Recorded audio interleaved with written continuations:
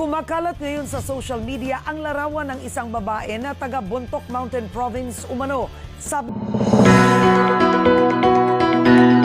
Hindi, butas ang ulo yung dalawa. Sino magagastos? Kanya-kanya kayo mga nanay. Pag ganyan kasi, isumbong mo agad sa nanay pag ganyan, para yung nanay niya magkulatan yan.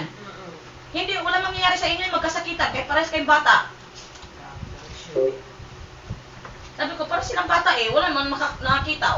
Sino sisihin sa kanila na dalawa silang nagkasakita puro bata yan. Di, kanya-kanya nanay, magastos doon sa ospital, malaki.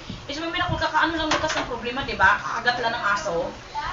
Buti hindi ko sila iniwanan. Paano kung iniwanan ko pala? Butas ang ulo ng dalawa. Ito si Shumi, ang lakas ng loob Parang lalaki Buti hindi ko sila iniwanan.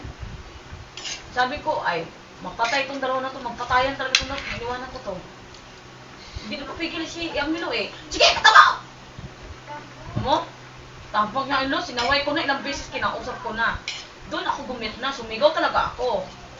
Ang gawin, wala na dito si Shumi, takot siya Sabi ko, kakalagkan kita kanibal ka. Huwag mo ako susubukan kanina. Sinabi, batawan mo yung bato, kaya sa ulo mo. Kakalagkan kita sa nanay mo papunta doon. Sinasabi ko sa'yo, huwag mo ako hamunin. Gago kang bata ka ha. Takbo siya dahil suti bitaw niya na bato, mabilis ang tumakbo. Siya, Shumi, andun tumakbo Sabi ko, gago pala yan ha. Bata na to, pupunta dito sa islet, manggulo, tapos ngayon, tatakbo. Sinumbong ni Angelo doon. Tinulaan ko si Angelo, pumunta ka doon!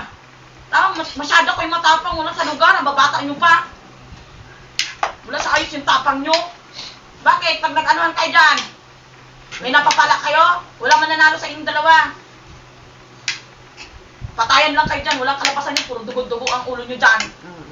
Puro pares kayong bata, walang sisihin dyan, kundi kayong dalawang sarili nyo. Kanya-kanya nanay magastos sa ospital, malaki pa magastos. Sabi ko, ikaw ang laki mo na. Sinabihan na kita, tumigil ka na, ikaw lumaylo. Pag ganyan, kung sumbong mo sa nanay. Hindi mo kikipag-debate ka pa dyan, wala mangyayari dyan. Sumumbong siya, tinuruan ko siya, pumunta ka doon. Dagdag ka ng dagdag dyan. Minimal kayo, alam nyo may natutulog dyan dagdag ka ng dagdag dyan.